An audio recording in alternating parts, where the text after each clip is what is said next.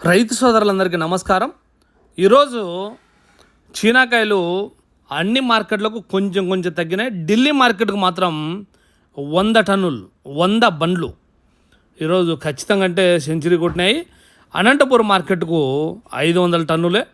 కొంచెం మార్కెట్లో తగ్గినా కూడా ఇంకా రేటు కూడా ఇంప్రూవ్ కావాల్సింది.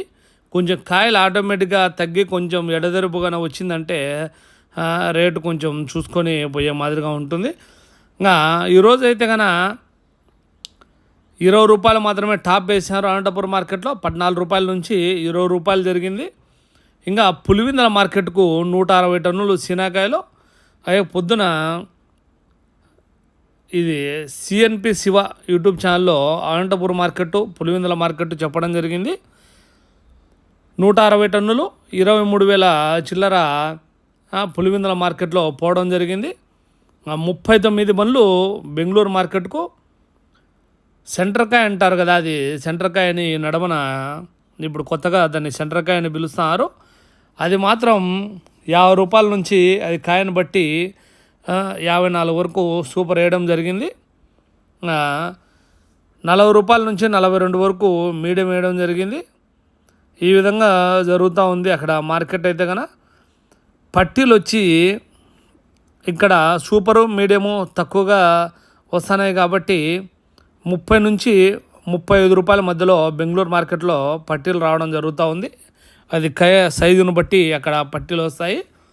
ఇంకా రేట్లకు పోయేటైతే కనుక 28 రూపాయల నుంచి 32 వరకు రేట్లకు కోయంబత్తూరుకైనా తిరుచికైనా మధురైకైనా ఆ రేంజ్లలో రేట్లకు డబుల్ షూట్తో పోవడం జరుగుతూ ఉంది.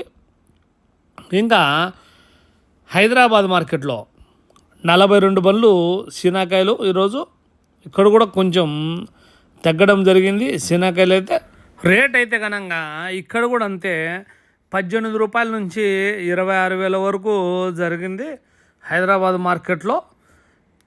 ఇంకా మన వాళ్ళు కొంచెం కొయ్యడం మాత్రం వ్యాపారస్తులకు ఇవ్వడం మాత్రం కొంచెం తగ్గించినందుకు నాకైతే కొంచెం హ్యాపీగానే అనిపిస్తుంది. ఎందుకంటే ప్రతి ఒక్కరూ ఒక టార్గెట్ పెట్టుకుంటారు. 30 రూపాయలకు తక్కువ శీనాకాయలు ఇవ్వకన్నా ఎవరు ఇవ్వకుంటే వాళ్ళు 30 రూపాయలు పెట్టక తప్పదు. గ్యారంటీ కంటే ఖచ్చితంగా అంటే పెడతారు. వీళ్ళకి పెడితేనే వ్యాపారస్తులకైనా కొంచెం గిట్టుబాటు అవుతుంది. 20 రూపాయలు 15 రూపాయలు ఉంటే బాడిగా 30,000 పెడితే వాళ్ళకి గిట్టదు. వ్యాపారస్తులకైనా కూడా 30,000 రూపాయలు ఉంటే వ్యాపారస్తులకైనా గిడుతుంది. అక్కడ మండి వాళ్ళకైనా కూడా ఆ బాడిగా ఆ కమిషను ఏదైతే ఉంటుందో కొంచెం ఆ రేటు ముందరికి పోతేనే ఎవరికైనా కూడా అందరికీ రైతులకైనా వ్యాపారస్తులకైనా ఎవరికైనా బాగుంటుంది. ఇట్లా ప్రతి ఒక్క రైతు మనసులో 30,000కు తక్కువ ఇయ్యద్దనుకొని ఉంటే కన్నా ఏడ దొరకనప్పుడు వాళ్ళంతా వాళ్ళే ఖచ్చితంగా అంటే 30,000 రూపాయలు శీనాకాయలు అయితే పెట్టడం జరుగుతుంది. ఎందుకంటే ఇప్పుడు 35,000 40,000 పెట్టిన వాళ్ళ పరిస్థితి టక్కన దిగజారి వ్యాపారస్తులు ఎంతమంది కుళ్ళిపోయినారో నాకు తెలుసు.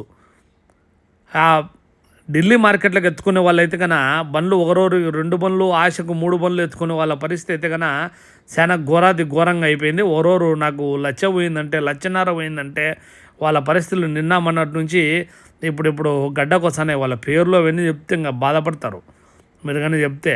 ఎందుకంటే ముందు లాభాలు వచ్చిండొచ్చు కదన్నా అనుకుంటారు. ఎవరైనా కానీ ఈ కాంపిటీషను వ్యాపారంలో ఖచ్చితంగా అంటే ఒక 20,000 30,000 అట్లా మధ్యలో సంపాదించుకుంటే ఇప్పుడు 1,00,000 పోయిందనుకోండి, ఆ మొన్నటి నుంచి ఒక నెలంతా చేసినంతా దీంట్లోనే పోతుంది అనమాట. వాళ్ళ పరిస్థితి ఈ విధంగానే వచ్చేది. అందుకనే సాఫీగా 30,000కు తక్కువ మేము శీనాకాయలు ఇవ్వమని ప్రతి ఒక్క రైతు అనుకొని మనసులో పడింది అనుకోండి, గ్యారంటీ కంటే వాళ్ళే పెడతా వచ్చారు. 30,000 రూపాయలకు తక్కువ ఉంటే ఏ రైతుకు గిట్టుబాటు కాదు. ప్రతి ఒక్కరు ఇది ఆలోచన చేసుకొని దృష్టిలో పెట్టుకొని శీనాకాయలు అయితే అమ్ముకున్నా. ఈరోజు సోమవారం రోజు అన్ని మార్కెట్లో కొంచెం తగ్గడం వల్ల కొంచెమన్నా మన వీడియోల ద్వారా రైతులకు అవగాహన కలిగిందనే భావిస్తాను.